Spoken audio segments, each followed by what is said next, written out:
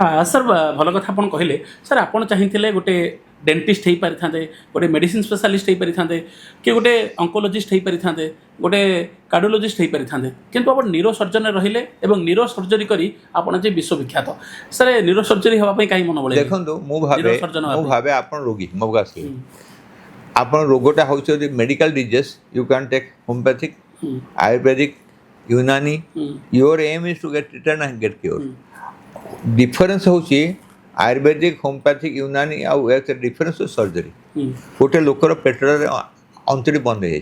कि हार्ट रे गोटे आर्टरी बोली सर मेडिसिन खोलनी तेणु सर्जरी इज दी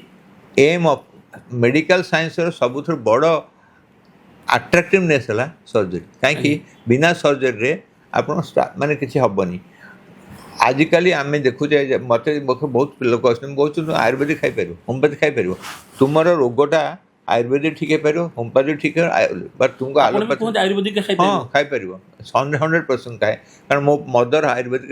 घर रखते बही सर के आयुर्वेदिक खाई बहुत खाई सबुन खाऊ आम हलदी महू लेंबू सकाल कर जीरा गुंड खाऊ कला जीरा भूई नम खाऊ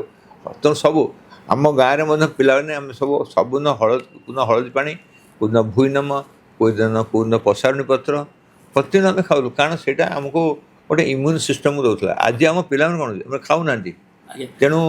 तेणु आम मु विश्वास करे एबे कौन गवर्नमेंट ऑफ इंडिया करछि आयुष तो गवर्नमेंट तो कहूँ ना आप आयुर्वेद हो पारे होम्योपैथी हो पारे यूनानी हो पारे सिद्ध हो पारे तेणु आमको सबुटा प्रोत्साहन करवा जहाँ जोटा लाइकिंग अच्छी गोटे जबरदस्ती गोटा को आलोपैथी दबा तार बहुत पैसा खर्च जो मेडिसिन 20 टंका आसो ताको 10 टंका कि 5 टंका ठीक है होम्योपैथी मेडिसिन